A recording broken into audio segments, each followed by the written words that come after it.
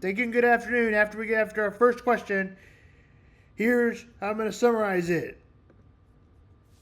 Jeff Passan says ESPN writer PaulP Skenes still remains a great pitcher. PaulP Skenes of the Pittsburgh Pirates, he still has a definition of wow great he'll be. Passan talks about this and how the team do not always follow by exact science of how many pitchers you've thrown, and says in 2026 we'll know exactly how good he'll be.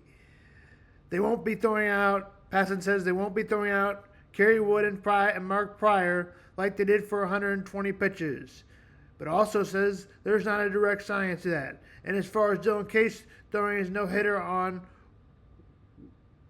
Wednesday or Thursday, he threw 114 pitches and says he's just going to be just fine. As we said, there's no exactly science to how many pitches you throw. Arm injuries are going to happen either way, and it's not like they've happened less since. Multiple years and win a ring. I mean, individually speaking, I think we know that he's great.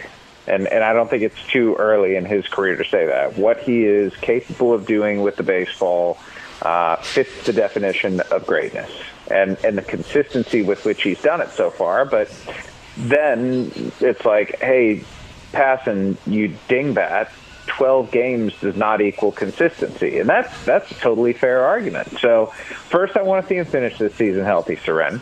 Then I want to see him pitch a whole season and see what he does.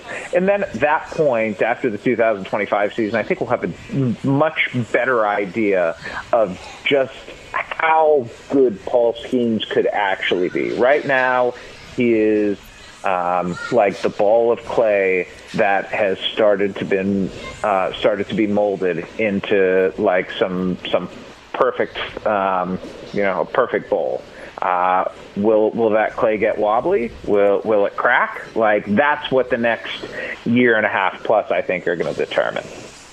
It's a lot of fun to watch. That's for sure. I mean, you finding anybody who thinks that he's going to be doing this 6 years from now, or does everybody think, like, enjoy this? This is a comment because this is Kerry Wood all over again. I know we talked about that before, but I'm just curious. I know it's a big conversation. What are people saying about what kind of longevity they think he'll have? Anyone who says doesn't know. That's my take on the whole thing. If you speak with any certainty about what someone's arm is going to do, you are talking out of your rear end.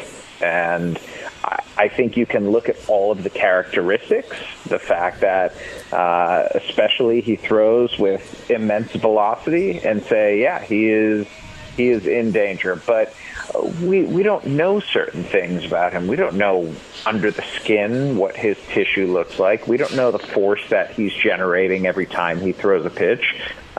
We do know the usage patterns, and the Pirates, I think, have been very judicious with that. And I appreciate how they've handled him, because when we look back on Kerry Wood and Mark Pryor, we're looking at a bunch of 120-plus pitch outings. We're looking at we see it now as abuse. Back then, it was just the way that pitchers pitched, and we were gravitating more toward this environment that we're in right now, where anytime a guy throws more than 100 pitches, people start clutching their pearls. I think that's silly. I think it's unnecessary. I think Dylan Cease today is a perfect example.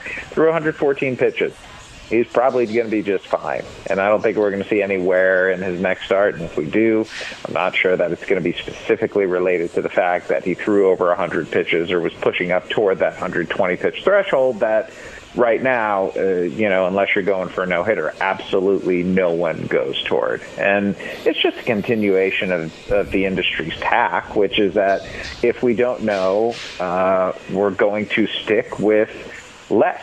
And nobody knows if less is better. Like, that's the thing. Arm injuries haven't gotten any less frequent because guys aren't throwing as much. So, hey, maybe that's not the solution. Jeff Passan says the A's were never moving Mason Miller, even if he was injured. The A's won't move. I know he fractured his glove hand finger, but they won't move Mason Miller?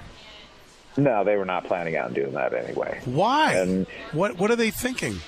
I think they're thinking you need to tie it back to what things were like before the last couple of seasons. If you go back and look at the A's history, even when they weren't winning the American League West or making the postseason, which they did a lot more frequently, I think, than people realize in the Billy Beane era. Even when they weren't at like the tippy top, they also weren't horrendously bad. So I think that they want to be respectable, and they see value in being respectable over just trying to start from scratch. Now, is that intelligent? Is that prudent? It might not be. But anytime a team wants to try and go out and keep good players, I have trouble faulting them for that. Even if those good players can be turned into something better and for the future, they're clearly not thinking, 3 years down the road now. They're thinking about today, and today they're not going to be able to acquire a bat anywhere like Brent Rooker at the cost that it would take. Who are the hot names that are, like we're starting to think might get moved? I think we're looking at the Rays at this point, and the White Sox. Those are really like the two main teams. The Rays are so interesting because, like, they're playing decent baseball, right? I mean, they're over 500 now. They're 4 games back of the Royals, and they could move anyone. It could be Yandy Diaz at first, Brandon Lau at second, Isaac Paredes at third, Randy Arozarena in left field. They've got Jason Adam and Pete Fairbanks in the bullpen, and Zach Eflin in the rotation. Like,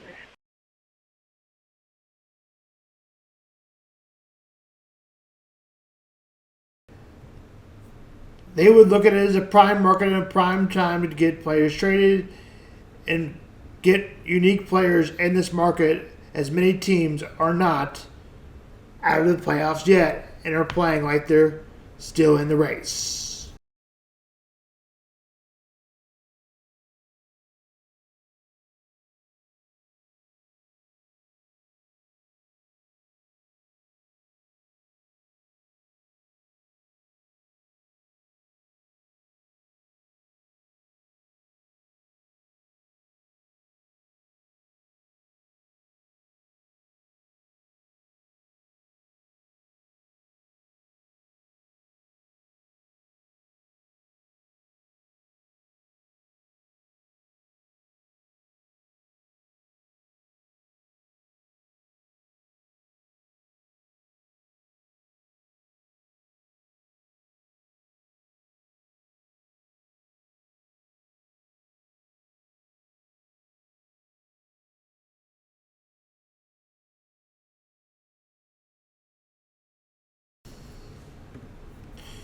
Jeff Passan says it's key, saying the Royals have dominated the White Sox, and that's a great thing. Unfortunately, there are only 4 games left against the White Sox and 54 games against other teams. In baseball, if you go 500 against a good or okay teams,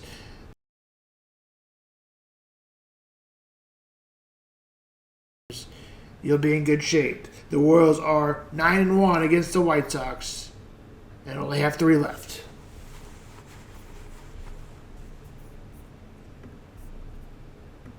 There are a lot of guys from Tampa who can move on, and I think this is a perfect example, Soren, of what the Rays do.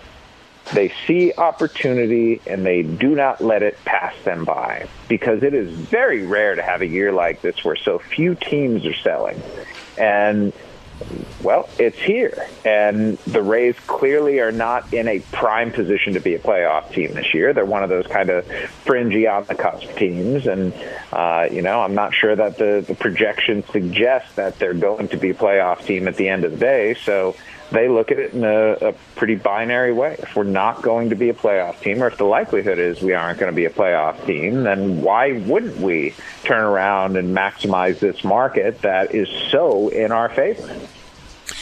Tell me, this stat was getting big run last night on Twitter. Royals are 47-46 against everybody not named the White Sox. They're 9-1 against the White Sox.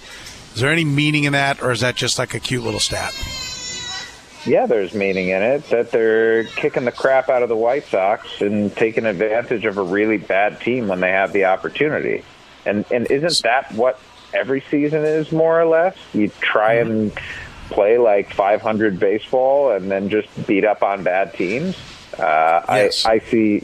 Like, I understand they have only four. The context there is they have only 4 games left against the White Sox, and they have essentially 55 games against everyone else. But I don't care. Like, they beat the White Sox. Those wins are booked, and you can't take them away. So if the run differential numbers were staggering in a negative sense, like they're 25 runs, they've been outscored by 25 runs by those teams in those 93 games in which they're 47 and 46. Yeah, maybe that would give me a little pause, but that's just not the case. So I don't see why that's particularly pertinent to this team. So then if you flip it around, the Guardians are only 5-5 against the White Sox. So does that carry the same kind of weight? No, not really. I still think the Guardians are a better team than the Royals. Just because they haven't played a team particularly well doesn't make them bad. In the same way that just because the Royals have played a team particularly well, it doesn't make them good. It's just, wins are wins and losses are losses, and you can't take either of those away. But I don't look at a 10-game sample against a team as being particularly representative of what the team is or what it could be doing. I think it's just part of things, and you can't take a whole lot away from it. If the Royals go 4-1 in their 5 games against the White Sox and 1 over in the other 55, they'll win 88 games. That should put them right smack put them right there. in the hunt for the wild card. That's how it works. Time for